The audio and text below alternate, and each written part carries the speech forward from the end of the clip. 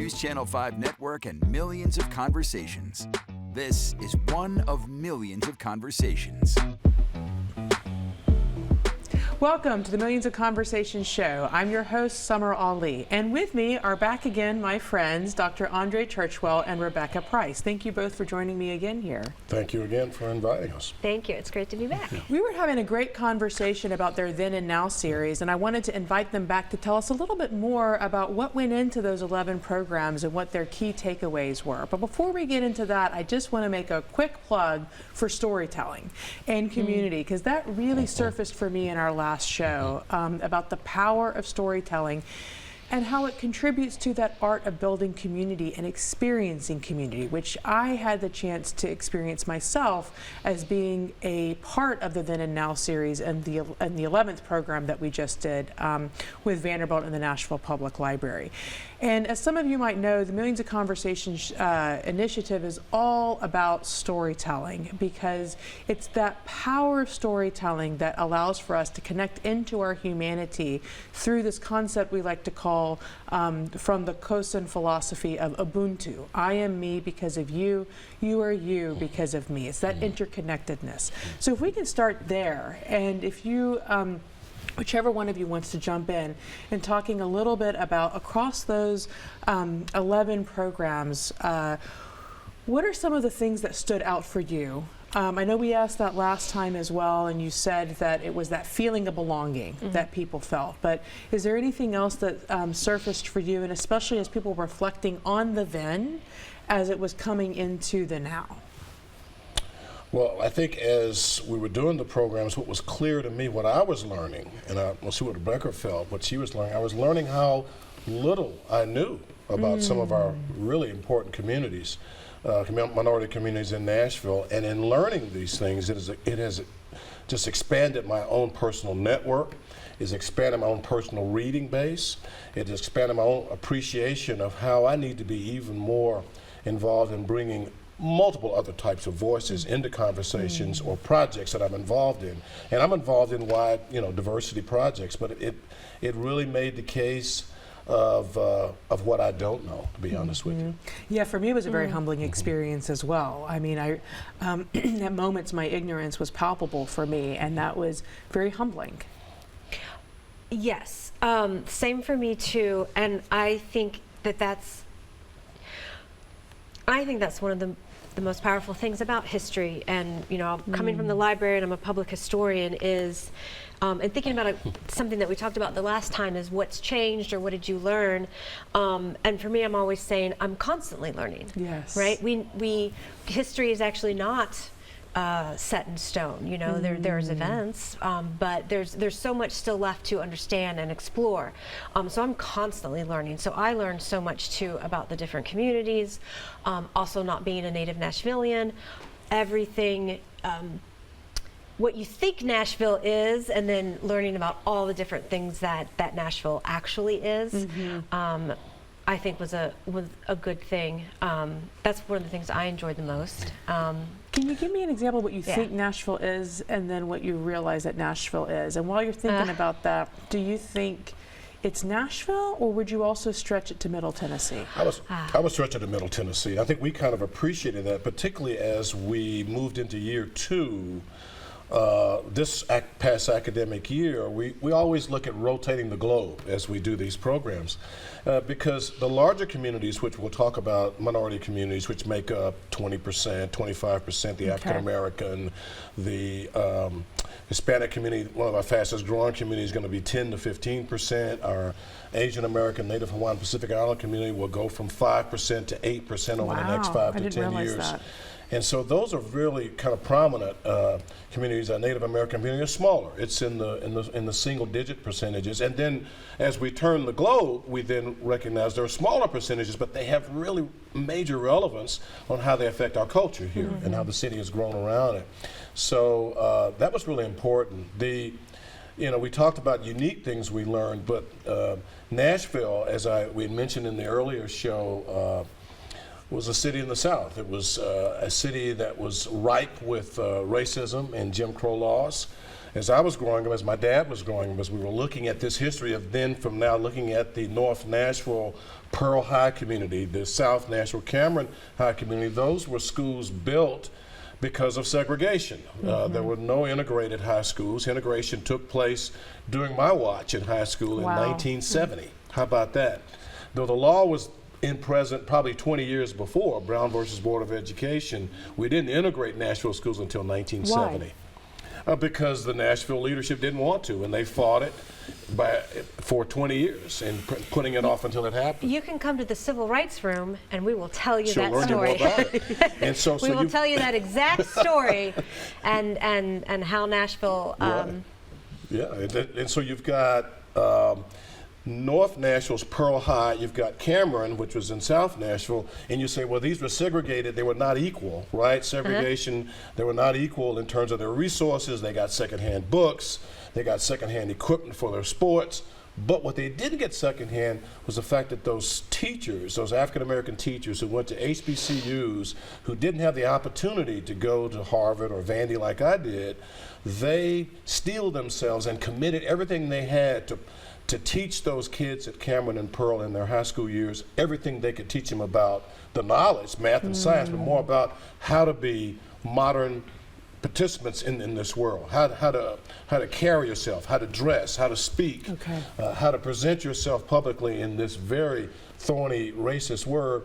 And my dad, who finished Pearl in the early 30s, said, Andre, Cameron and Pearl were the closest thing to junior Harvards that you'll ever see because of the black talent that was resident in the principals and in the leadership of the school and the teachers, because they knew they had to pour everything they had into our knuckleheads for us to be successful in this challenging and difficult and racist world. And if I'm not mistaken, Oprah was one of your classmates. Oprah was one of my classmates. When we moved from Meigs was a segregated school when I was going there, elementary, junior high.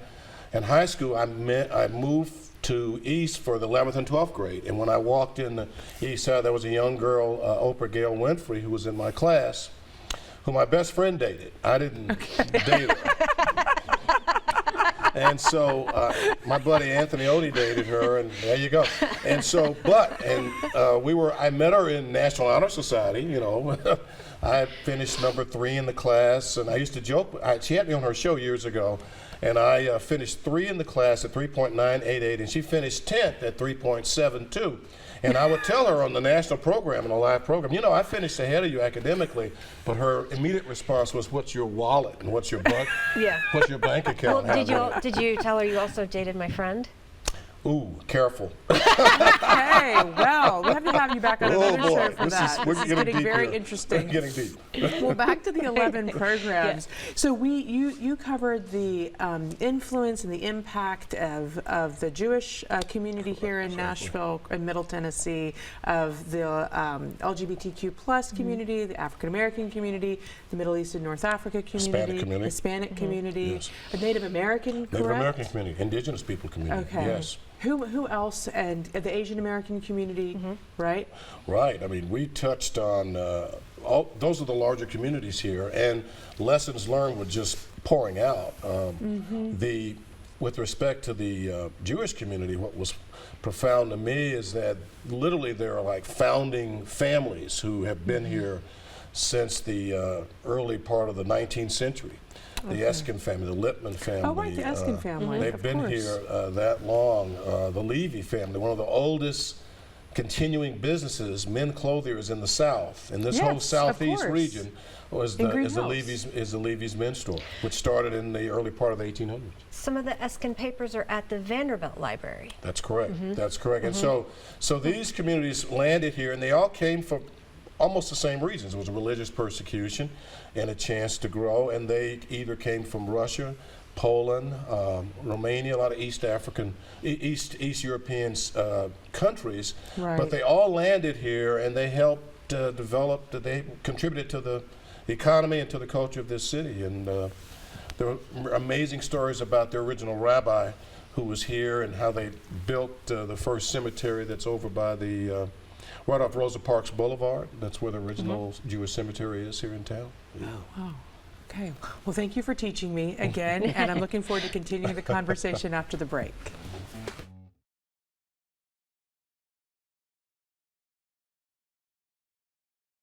Welcome back to the Millions of Conversations show. I'm your host, Samar, and with me in conversation are Dr. André Churchwell and Rebecca Price. Thank you again. We were just talking about the 11 programs of the Then and Now series that the Nashville Public Library has been hosting with Vanderbilt University and Millions of Conversations and the Engine for Art, Democracy, and Justice. We came in on the 11th program. There were 10 programs before that, and even in that 11th program, we learned so much about the contributions that the North African and Middle Eastern communities have made here in Nashville and Middle Tennessee. Before that, we were just talking about how there were many more communities that have contributed to this fabric that's being woven really into the city and across Middle Tennessee.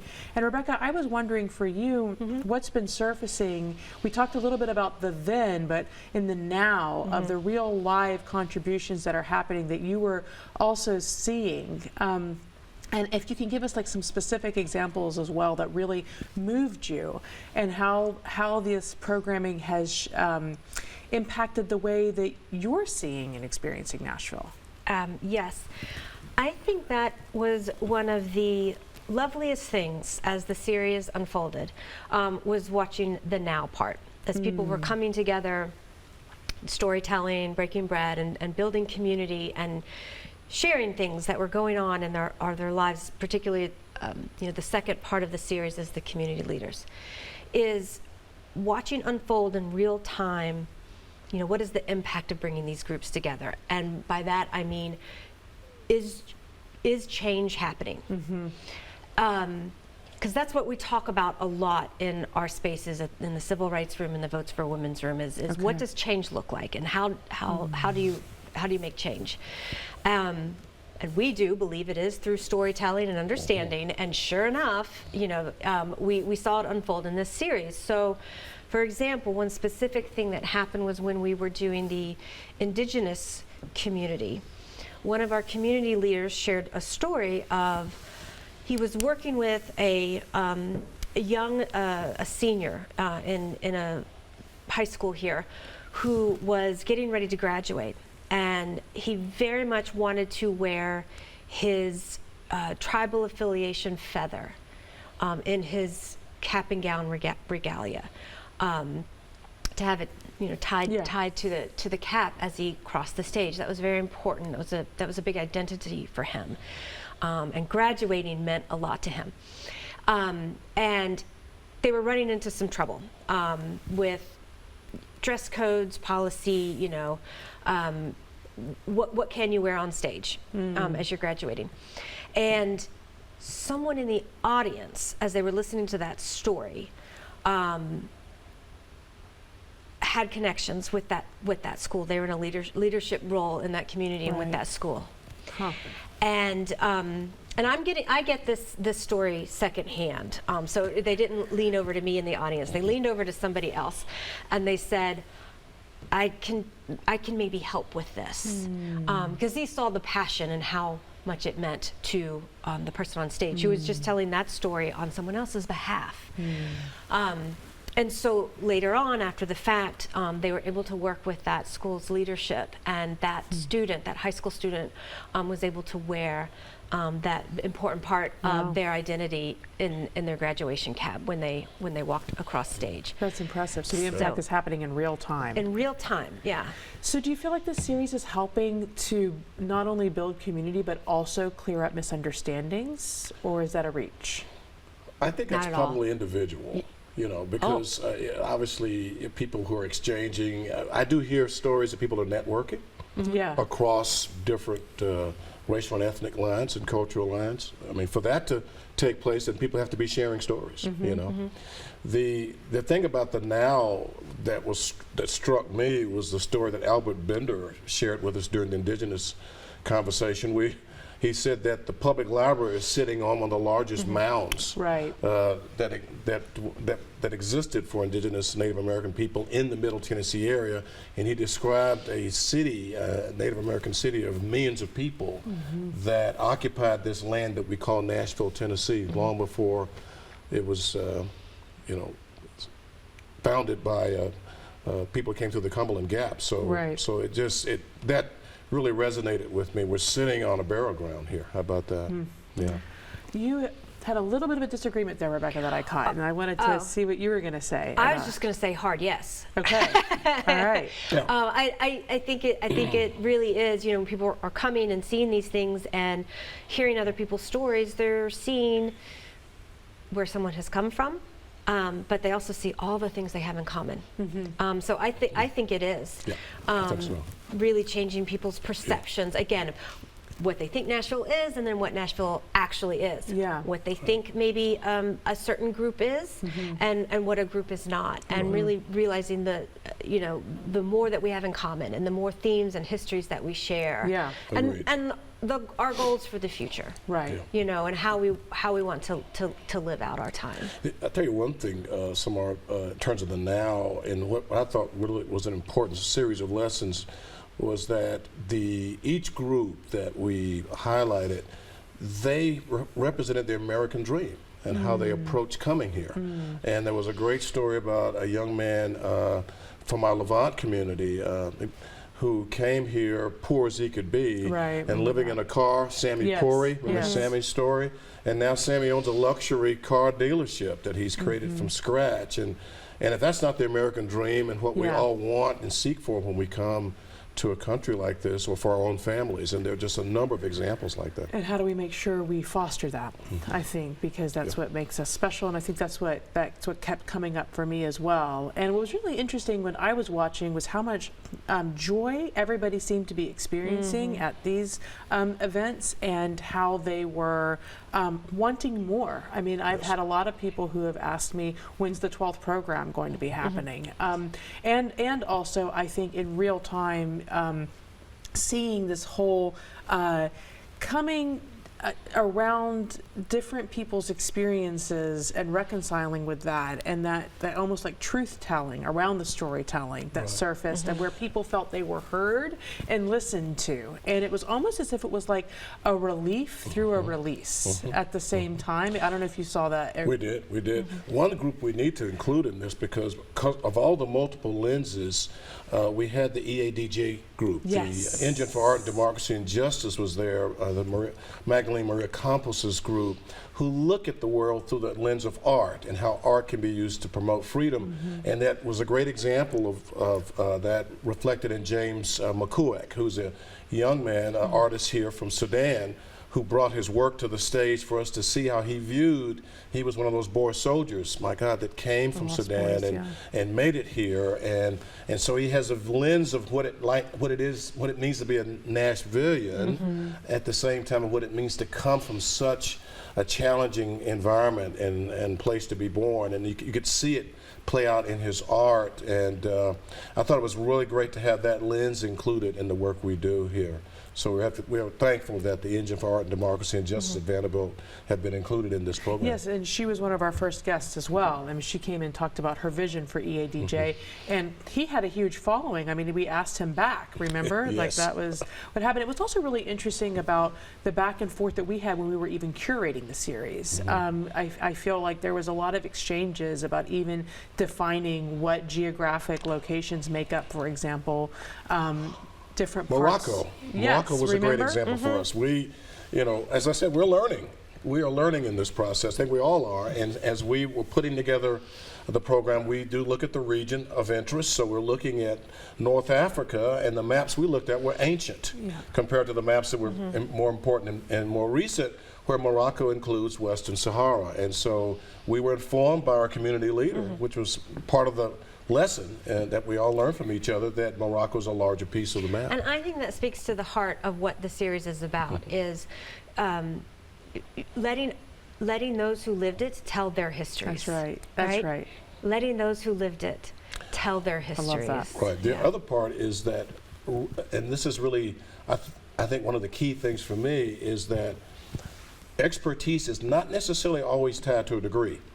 that it is Yes. tied to maybe where you're from, your knowledge of that specific region, that Yes. particular ethnic group. And so I think one of the things for me is to keep your ears open to all who have something to share.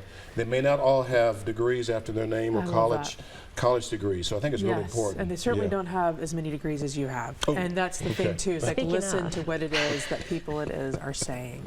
Well, thank you for that, and we'll see you right after the break.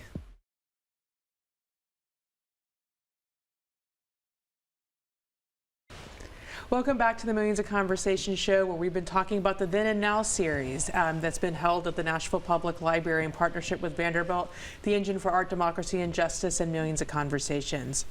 As I like to do at the end of every show, we're going to give you a small homework assignment that I promise that I'm also going to be doing with you.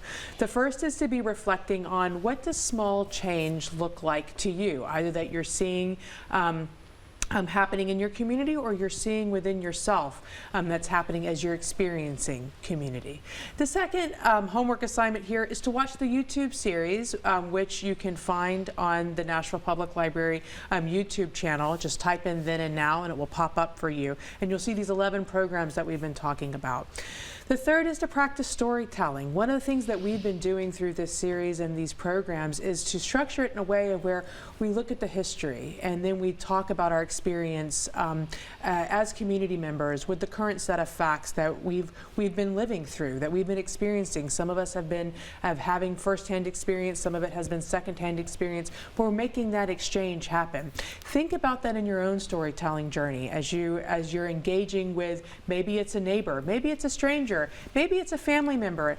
Lean into that cross-generational component too. That's what I always love to do, of talking to people who are of generations above me and also below me. That's where I find the most magic, quite frankly, happening. And then last, look for our 12th program. We haven't announced it yet, but it will be. We will be making that public, I think, in the next couple of months. So look out for that, and we hope to see you there so you can experience what we've been talking about live.